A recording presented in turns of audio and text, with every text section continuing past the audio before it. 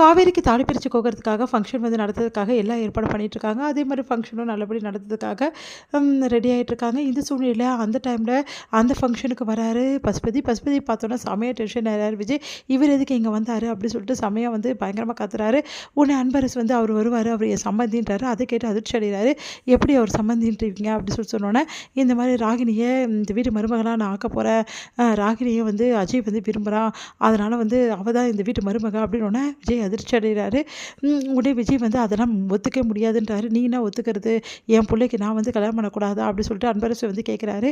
அதுக்கு விஜய் வந்து இந்த பசுபதி வீட்டு சம்மந்தம் நமக்கு தேவையில்லை, பசுபதி ரொம்ப மோசமானவன், ஏன் உன் பொண்டாட்டி அன்னைக்கு வந்து பிரச்சனை பண்ணானே அதனாலயா அப்படின்னோடனே, அதனால் மட்டும் கிடையாது, நிறைய விஷயம் வந்து பசுபதி சரியில்லை, பசுபதி மேலே நான் கேஸ் கொடுத்துருக்கேன் அப்படின்னோன்னா அதிர்ச்சி அடைகிறாங்க எல்லாருமே.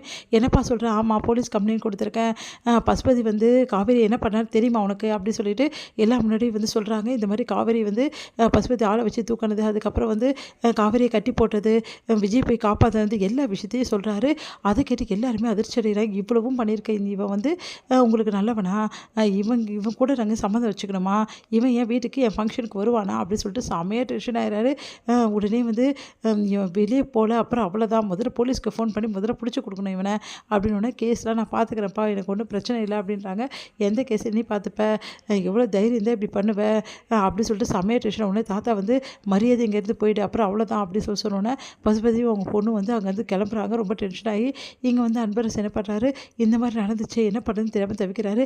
பார்த்தீங்களா இப்படிப்பட்ட ஆளை வந்து சம்மந்தம் வரணுமா, இங்கே பாருங்கள், நீங்கள் சொன்னனாலும் சொல்லனாலும் வந்து ஏன் சம்மந்தியே வந்து இவ்வளோ பேசாதீங்க அப்படின்னோடனே, நீங்கள் இந்த வீட்டில் இருக்கணுமா வேணாமா நீங்களே முடிவு பண்ணிக்கோங்க, இந்த வீட்டில் இருக்கணும்னா அந்த பசுபதி வந்து இங்கே வரக்கூடாது, அதே மாதிரி வந்து அந்த அந்த பசுபதி கூட எந்த சகவாசமும் நீங்கள் வச்சக்கூடாது, மீறி வச்சுக்கிட்டா வந்து எங்கள் வீட்டில் வந்து இருக்க முடியாது அப்படின்ற மாதிரி விஜய் சொல்லிடுறாரு. அதை கேட்டு அன்பரசு அவங்க ஃபேமிலியில் அதிர்ச்சி அடைகிறாங்க.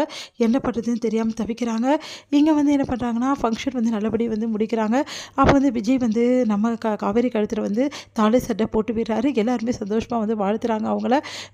நிவின் வந்து இந்த ஃபங்க்ஷனுக்கு வராரு. நிவினை பார்த்துட்டு வந்து காவேரி அதிர்ச்சி அடைகிறாங்க. இவர் எதுக்கு இங்கே வந்தாருன்னு சொல்லிட்டு நிவினை போயிட்டு பார்த்து வந்து குமரன் வந்து பேசுகிறாரு. நீ எதுக்கு இங்கே வந்த, காவேரிக்கு ரொம்ப கஷ்டமாக இருக்கும்ல அப்படின்னு சொல்லிட்டு கேட்குறாரு. இல்லை, நான் ஒரு காரணமாக தானே வந்திருக்கேன், உங்களுக்கு இதெல்லாம் புரியாதுண்ணா, ஒரு நாள் கண்டிப்பாக புரிஞ்சுப்பீங்க அப்படின்னோடனே, ஏன் நிவின் இப்படிலாம் பண்ணுற அப்படின்னு சொல்லிட்டு டென்ஷன் ஆகிறாரு. அடுத்து நிவினை பார்த்த காவேரி வந்து இவர் எதுக்கு இங்கே வந்தார் அப்படின்னு சொல்லிட்டு செமையாக டென்ஷன் ஆகிறாங்க. அடுத்து விஜய் பார்த்துட்டு நிவின் வந்து எப்படி இருக்கீங்க பாஸ் அப்படின்னு சொல்லிட்டு கேட்குறாரு. என்ன இவன் என்ன இது இப்படி கேட்குறானே அப்படின்னு சொல்லி சொன்னோன்னே, என்ன எல்லா ஃபங்க்ஷனும் கரெக்டாக பண்ணுறீங்க போட்டிருக்கு அப்படின்னோடனே, இங்கே பாரு தேவையில்லாதெல்லாம் பேசாத, காவேரி வீட்டில் எல்லோரும் கேட்டால் பெரிய பிரச்சனை ஆகிடும், நான் அதான் உன்னை வெயிட் பண்ண சொன்னேன்ல, அதான் பாஸ் நான் வெயிட் பண்ணினே தான் இருக்கேன், ஆனால் இருந்தாலும் இந்த ஃபங்க்ஷன்லாம் நடக்கிறத பார்க்கும்போது எனக்கு செம கடுப்பாக இருக்குது அப்படின்ற மாதிரி சொல்கிறாரு. இங்கே பாரு கொஞ்ச நாள் தானே அப்படின்னோடனே, சரி நானும் கொஞ்ச நாளுக்காக தான் வெயிட் பண்ணிகிட்ருக்கேன் அப்படின்ற மாதிரி பேசுகிறாரு. இங்கே காவேரி வந்து விஜயும் வந்து நிவினுக்கு என்ன பேசுகிறாங்க அப்படின்னு சொல்லிட்டு யோசிக்கிறாங்க. உன்னையும் வந்து யோசிச்சுட்டே இருக்காங்க, என்னவோ பேசுகிறாங்க இவங்க, விஜய் வந்து எதாவது சொல்லி விட்றாரு அவர்கிட்ட அப்படின்னு சொல்லிட்டு செமையாக டென்ஷனாக இருக்காங்க நம்ம காவேரி. காவேரி வந்து யோசிக்கிறாங்க, எப்படியாவது வந்து இந்த என்ன விஷயம் தெரிஞ்சுக்கணும் அப்படின்னு சொல்லிட்டு. அடுத்து வந்து விஜயும் வந்து நம்ம காவேரி வந்து எல்லார்கிட்டையும் ஆசீர்வாதம் வாங்குறாங்க.